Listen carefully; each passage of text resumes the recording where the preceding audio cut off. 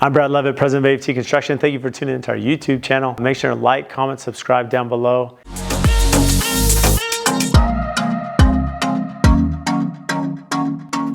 So what does a GC or general contractor do? When you think about hiring a general contractor, right, one thing is when you think about just the building code alone, the building code is the absolute minimum that a builder should be building to.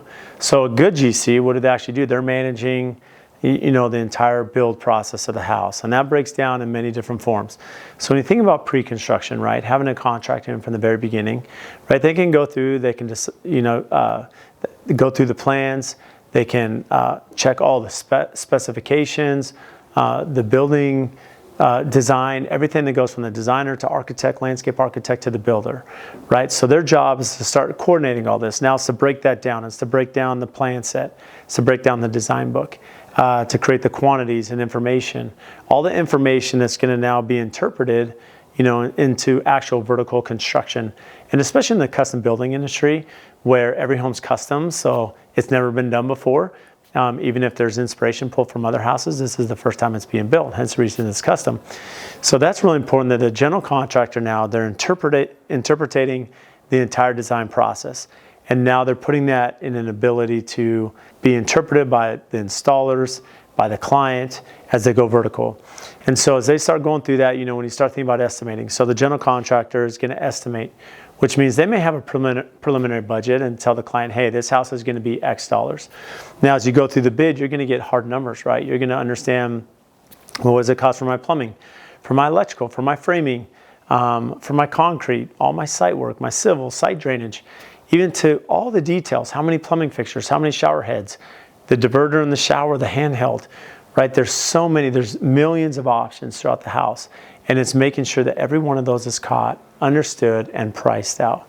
So that's really key. So now they can present a price. And contractors, a lot of time during the build, what most clients don't realize is daily contractors are dealing with price changes, supply chain issues, and this was even before COVID. Now with COVID, it is a complete free-for-all, right? It's so challenging for us as a builder. But even before that, subcontractors would always find ways, and I'm not throwing our subcontractors under the bus, but there is a tendency where they had an understanding of the bid, and then when something's not per plan or per the bid exactly, right, it's a change order.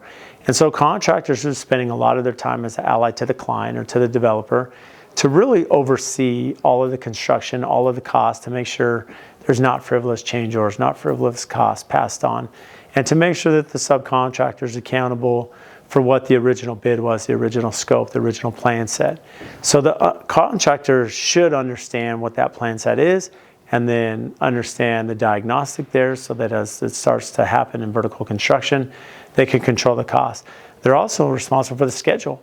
The reality is it's difficult to schedule. It's difficult to understand crew sizes and durations and supply chain, as we mentioned. Make sure you have product here to be installed. So a good contractor, again, their responsibility is to put together that build schedule, understand the flow of the schedule, your predecessors, your successors, make sure you know which comes when and when in the building process, and making sure they have enough time to complete their task without getting in somebody's way. But at the same time, still being efficient so that there is overlapping and these tasks can happen simultaneously, so you can build quicker and more effectively. And then it's managing the quality. When you're out here in the field, for our superintendents, it's really important they're out here and they're checking, as we're going through and we're waterproofing the deck, we're flashing windows, right? We're water testing our walls and our windows and our roof. And so everything being executed, their expertise, their supervision is making sure it's being installed per plan, it is correct, and that it's also going to meet not only code, but an elevated value, as we mentioned, to the overall build, so that there's not issues later or risk or damage to the house or mold or whatever it may be. And the big thing is communication, right? A contractor should be communicating with all the subcontractors, forecasting the pipeline, understanding their crew sizes, their commitments, making sure it still fits within the schedule.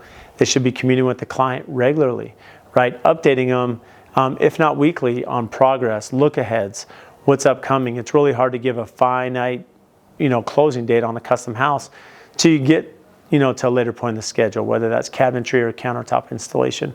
And that varies by a lot of general contractors. But up until that point, we should have a working range of what the completion duration is and still update them accordingly with look aheads.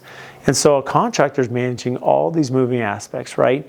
Guys that call in sick, maybe got a flat tire, can't get, appliances for 6 months, whatever it may be, and now they have to juggle and they have to work around that and say, okay, well, I can't do X today, but I can do Y so that I'm not delaying my critical path. So the biggest thing is contractors should be managing the critical path. They should be managing the budget. They should be managing the communication with the client, and that'll lead to a successful project.